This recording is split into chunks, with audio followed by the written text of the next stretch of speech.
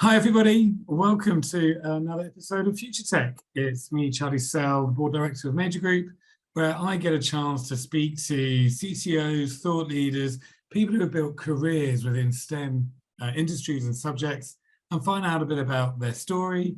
We'll always talk about a topic close to their hearts, and we always finish on that one or two bits of career advice.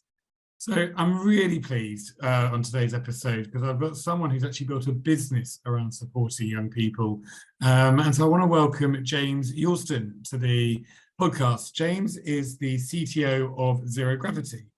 And ZeroGravity is a digital platform that supports low opportunity young people into university or early careers. And James will explain more about what that actually means, but it can't be more relevant to the purpose of this podcast or Future Tech. So I'm really looking forward to picking James's brain and his thoughts on how he's been able to create a digital platform around it. But as always, we want to start with welcoming James to the podcast. And James, tell us a bit about your story. Hi, Charlie. Thanks for having me on. I'm really excited.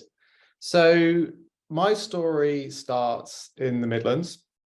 I went to school in the town of Rugby, and I went to a good school. I went to a good grammar school there, but I kind of did okay at my GCSEs. And I think that was primarily because I hadn't found what it is that I really wanted to do, as many young people struggle with, right? So the UK system and many systems, around the world, they kind of force people to make a decision quite early. And at 16, my school didn't really offer anything to do with technology, particularly. We had IT, which was the closest, but it wasn't very good. So I did okay at my GCSEs, and then I did my A-levels at the school as well. And again, did pretty well at those, actually got a bit better. But I was faced with the decision of what to do after that. And I looked at universities, and I did apply to study computer science, and I got a place at University College in London. But coming from the Midlands, the cost of it, in comparison to the cost of living where I was from, was absolutely enormous. So I kind of took the approach that many of my peers did, which was to kind of stay local. So I ended up joining a business in the town of Leamington Spa, which is not too far away from Rugby, which was a tech startup called Corso. It was about 3 or 4 people there, and they were building a B2B SaaS product. And at age I think I was age 19 at the time, age 19 to 20, went through the process of scaling that company up and then moving it on towards an acquisition when it got bought out by an American company. And that was kind of my first foray into the world of kind of high growth tech startups, which is quite something to kind of having seen at such a young age. And at that point, I kind of felt armed with the programming knowledge that I developed as I was a software developer there to kind of really go after that myself. So I went ultimately to go and study computer science, but I was working on side projects in my own time. So I was building apps. I joined another startup based in the Midlands in the spare time whilst I was at university, which that went on to be bought out as well. And after university, I then went on to work into finance as I'd learned about that area. I thought it was like a good space to get myself into to kind of help my career, help my background. Was there for a little while, moved on to a head of engineering job at a business in London called Toshi. Again, I joined that super early. That's gone on to have a corporate funding round and doing really well. Just launched in LA, scaled up massively. And then ultimately, I decided that the time was right for me to start my own business. So I was going through the process of Entrepreneur First, which is a kind of founders tech accelerator here in London. And that's actually where I met Joe, not on Entrepreneur First, but at that time, who's the founder of ZeroGravity. And he had a similar experience to me, in that he'd come from a kind of place, a town in Yorkshire, just outside of Leeds, called Morley, where he had kind of battled against the state system and made his way through to Oxford. And he had built a brand and had an idea for a tech product that could really help young people around the UK make that transition from areas where people didn't know a lot, right? I was kind of really inspired by that mission by Joe himself, by the brand, that I decided to join with Joe. And at the time we were only 4 people. And we've now scaled that out to 8,000 students in the UK. The business is growing really successfully. We're now about 25 full-time staff undergoing our Series A fundraise. So that's a short that's a 10-year history condensed in as much short time as I can, but here I am. Yeah, well, and that's fantastic. And what I love about that story, and as you mentioned, is at such a young age, when you're 18, 19, you got to experience what it is to be part of a high-tech, high-growth business going through an acquisition. And you know, I imagine there have been many learnings along the way, and then being able to then go back into studies to realize, well, actually, I want to get a foundation in this if I'm then going to move forward. Was that all part of a plan, or did that sort of roll out through life events, essentially? Definitely not. So I think there's bits of context that I think are really important, because I think actually the UK was different 10 years ago. So in the Midlands, I think I wanted a sense of freedom at 18. I wanted to move out of my parents' house, and university is a great escape to do that. But I realized, based on where I'd applied to university anyway, that the cost of living was going to be enormous and the student loan wasn't going to cover it. So I decided to move out, and the Midlands was really cheap at that time. Certainly rugby was. So actually a super junior software developer salary allowed me to get the freedom and live on my own, and probably a bigger place than I live in now in London, to be honest. So that was kind of the main motivating factor. There was definitely no, there was definitely no master plan. At the end of the day, I was 19 years old. And what I realized was I wanted to work in technology and I wanted to be a programmer. And I wasn't entirely convinced at that time that doing a computer science degree was the best route to do that.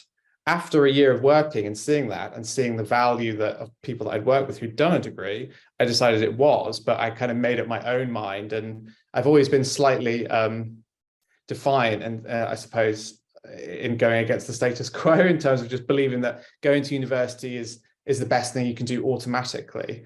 And I say that as somebody who, helps run a business that helps people into university, right? But I think that's the key learning for me, was follow your own path and work out what it is right for you. I ultimately ended up going, but only after I'd had some experience myself and really seen what the value could be. Yeah. And that's just so refreshing to hear, I guess, because taking that life experience to then make the decisions is as important, or can be even more beneficial than following a straight path through academia. And I remember watching one of there was a clip on LinkedIn for ZeroGravity of this really inspiring guy who got into, I think it was Oxford or Cambridge, so being a single mum, son of a single mum, and having to work his way through. And then he was talking about how through the platform he's been able to get that space. So for a lot of our other young listeners, people who are in that similar sort of situation, how does ZeroGravity actually help people, and what has been your learnings, when looking at young people to give them that confidence to go, to go into studies or to follow their heart, I guess? Sure. So the guy you're referring to, I think, is a guy called Callum, who's now studying law at Cambridge. I met him, actually. He was at one of our fundraising dinners. Such a great guy, and I really do recommend people to read that story, as it's really, really inspiring. Those kind of people are all over our platform, right? So I think what I would say about how ZeroGravity works, and then what we've learned, is what essentially that we do is we match people with a mentor who's one step further in their personal development journey than you are. So in the case of Callum, he was matched with a mentor, and in the case of all of our mentees, are matched with a mentor on the platform who guide them into getting into their desired course and desired university. For example, let's take me. If I wanted to study computer science at Cambridge, there would be an entrance exam. I would need to first get fantastic A levels. The mentor can just give you a step-by-step breakdown of actually what are the steps required, which in many state schools in the UK, that guidance just simply isn't there, right? Depending on how good your schools are, and this is something that's known about the private school system in the UK, is they're much better at giving support and advice on actually how to get into the top institutions in the UK. That can happen, but even my school, which was a state-funded school, but a grammar school, the support for top institutions actually just wasn't there, and that's supposedly a really good state-funded school. So that's principally where we help, is we match you with a mentor.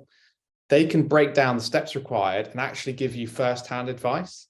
And that's kind of the point of the platform, is that we're trying to break down those barriers that people from these backgrounds have. Whereas if you're from a kind of a higher income, high opportunity area in the UK, your dad, your parents, your wider support network has probably been to an institution like this and can give you real advice.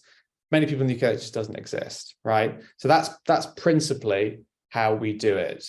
And we've been peer reviewed by UCAS, who's proved that we 2 to 3x the chance of getting into a top institution.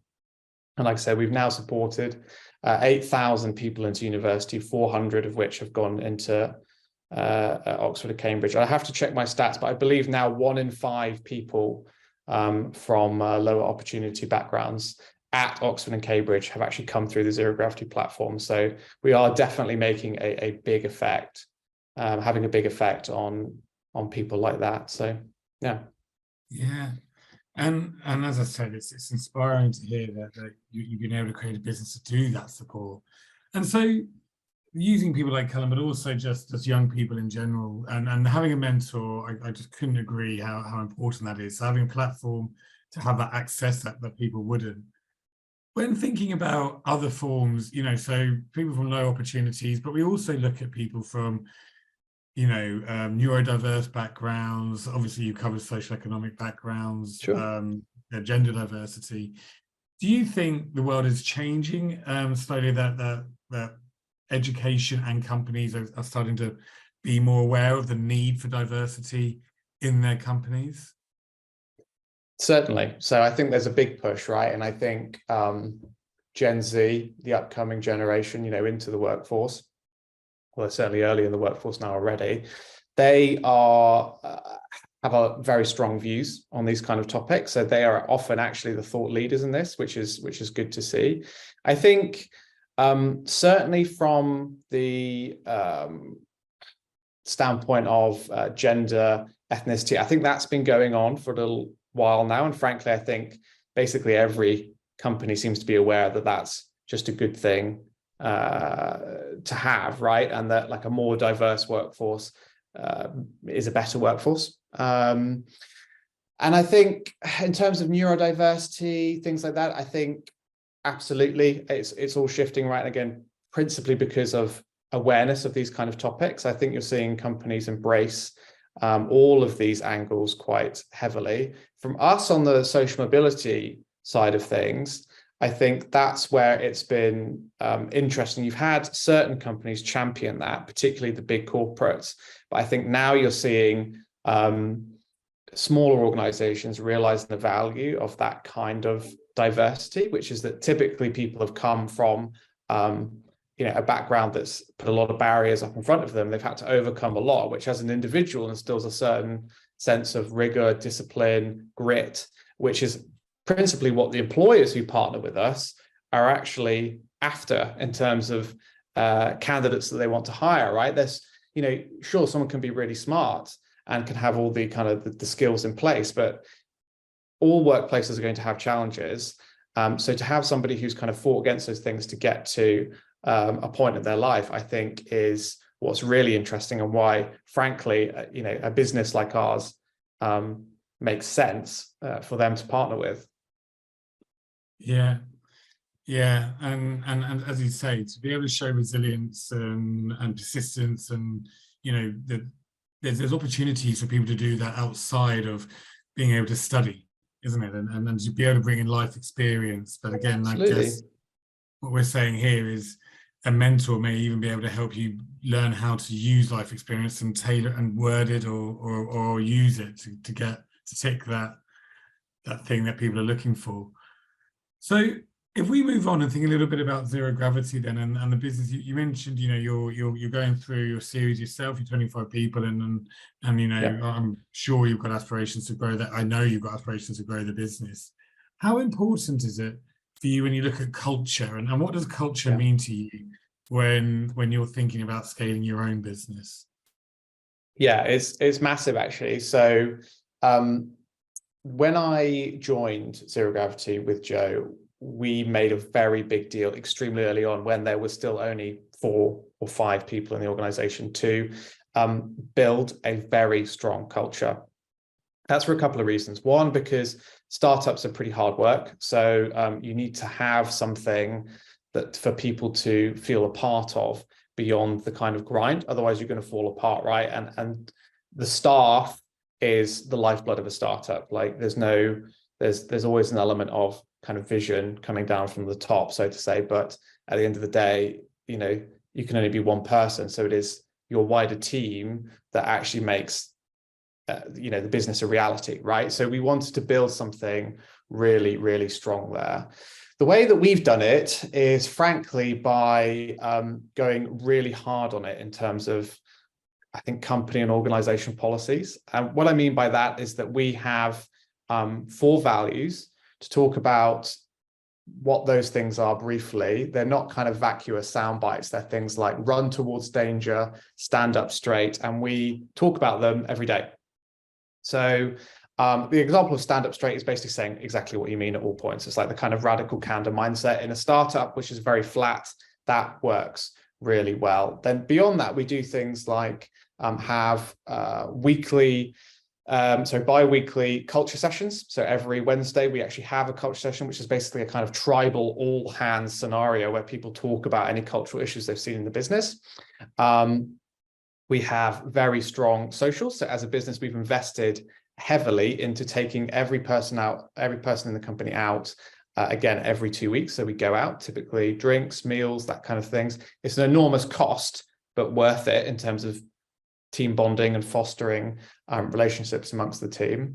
Then also we have a kind of continuous high performance framework. So we do quarterly 360 feedback sessions, which is every part of the business. That's peer, up and down in terms of manager, and then you know, part of the wider team as well. That's brutal, but again, really good at kind of driving the feedback, feeling like you're heard in the business. And then kind of at a general organizational level, we have weekly all hands meetings where everybody kind of talks about interdepartmental issues and kind of what's going on, and that people can talk about it. I think that works at our size, which is a seed stage startup. But I think we take a kind of pulse check, and we use a tool called Lattice, which was, I think, the pick of our COO and our COO, Joe and Tom, which I would recommend as a kind of tool to help facilitate this in a growing business. So it helps you really get a sense of where your culture is at in the business. So we use that to kind of constantly automatically monitor the health of the business and what people are thinking, because it takes little micro updates of people's sentiment. And we score really highly. I think our employer NPS right now is 91. So essentially what I'm saying is we take it seriously. We don't just say things. We actually have policies that cost time, and they cost an enormous amount of time, but they also cost quite a lot of money as well. But you have to do these things if you're serious about getting a good culture. And we made that decision and built it into the budget. Yeah. And, you know, and kudos to you for doing that at such an, like you said, at the startup stage, because if you get the best bit of advice I can offer people, but I've also seen, is get the culture right from day one and you can scale it. It's very, very hard to try and evolve a culture once the business has found an entity, you know, yeah, it's got a pulse, I guess. And well, you know, as always, time flies by when speaking to people like yourself, and I could speak to you for hours, and especially about the crossover of your platform versus how you're actually building your own business. But in essence of, or keeping an eye on our listeners, let's move on to those 1 or 2 bits of career advice. So when you're interviewing, or if you're speaking to friends who are getting into that first job, what 1 or 2 bits of advice would you give someone to really be able to stand out from the crowd? So I think the first thing that, and it's the kind of the stuff that your dad would say, which is be enthusiastic. Okay, like I think the main reason that I see, and I'll tell you why this is fresh off, is that we are hiring for 6 interns at each department inside ZeroGravity right now. So I have just personally reviewed over 100 applicants to a software engineering internship position inside our business, and there are 500 more that the wider team has reviewed. Okay, so this is completely fresh off the press advice for really young people. Okay, be enthusiastic and have something about you. Okay, and I know that's very thin advice. Okay, but just being yourself, being kind of having an air of confidence, I think is crucial, right? We saw far too many applications that were just a bit too shrinking violet, and it's difficult to stand out. Again, you know, that's something that people would typically cover with their mentors in ZeroGravity. Sorry to plug, but it's true. The second part is to remove barriers to saying no. Okay, so understanding what it is that the job, the internship, whatever it may be, the course, even if you're going to university, what are they actually looking for? And if you don't have that thing, which you might not, and typically you won't have everything, how can you remove those barriers or obstacles to them saying no? So for example, let's take somebody who's starting out as a software engineer, right? A typical barrier that you would see all the time is they don't have any commercial experience. Okay, that's like the biggest barrier. Okay, so how can you remove those things? Well, you need to show off something that you've done that's akin to commercial work experience. That could be working on projects, building an app, some university work. Bring something to show the interviewer or the person assessing the application that, okay, you don't have everything there, but you know, you've got something to help me make up my mind that actually you can do the job, because ultimately that's what an employer is looking for. They want someone to come in who do the job. Everyone will say they're looking for kind of, you know, innate intelligence or personality traits. Sure, that is true, absolutely, but ultimately you're being hired to do a job, right? And for me, removing those barriers is crucial. Last one would always be culture fit. That's the kind of again, very thin piece of advice, is that people say, you know, what is culture fit? I think ultimately every business is going to have its own unique culture. Some companies are super cutthroat about adhering to certain values or principles. Amazon is famously brutal for looking at these leadership traits or Amazon traits that they call them. My opinion is just to be, again, kind of like a nice human being. But if you're nice and you're normal, so to say, and you are just kind of in the middle, I would say, you can't particularly offend anybody, and you can't, and you may not over-index, right? That approach, in my opinion, is going to net you the best result, certainly if you're junior in your career, right? Sure, you might not get the opportunity that's looking for something super specific, but if you go too heavily in one direction, you may put other people off. So my opinion, my biggest piece of advice for people, certainly young people, is just be themselves, act natural, have an air of confidence within you, right? And work on these things. They can be practiced, they can be learned. I know back when I was at university, this was the dreaded part about interviews that me and my cohort of colleagues would always, it was like, had, you know, these culture interviews at big tech companies, right? I think just take a middle ground with this, like try not to over-index in any direction, be yourself, just act natural. Yeah, what great 3 bits of advice, and actually really quite unique. You know, having done this podcast now for 6 or 7 series, it's always refreshing to hear a viewpoint that isn't always commonly known, and removing the barriers to saying no.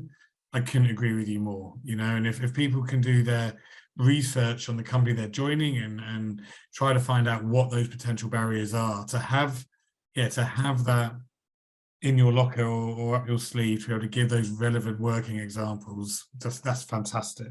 And then the enthusiasm, as you say, you don't want to be false, do you? But you do need to show that you know, that you want the job, you want to be part of that business, you want to make a difference, and as you say, that can be taught or practiced. So James, thank you. That has been really, really fantastic, and some really, really good bits of advice, as well as Yeah, lovely to hear about how your business alone supports young people, many of us who will hopefully be listening to the podcast. So, yeah, from me, thank you, James. How did you find it? Yeah, thank you, Charlie. Super, super fun, right? I love talking about this kind of stuff. So really enjoyed it. Yeah, brilliant. Well, thank you for being a guest. And to the listeners, that's another episode of our Future Tech podcast. As always, it's shared with the STEM Ambassador Association, and it's on the Arrows Group /podcast webpage. And look out for it on LinkedIn. So once more, a massive thank you to James for being on the podcast. Thanks very much. And to our listeners, that's another episode of Future Tech. Thank you.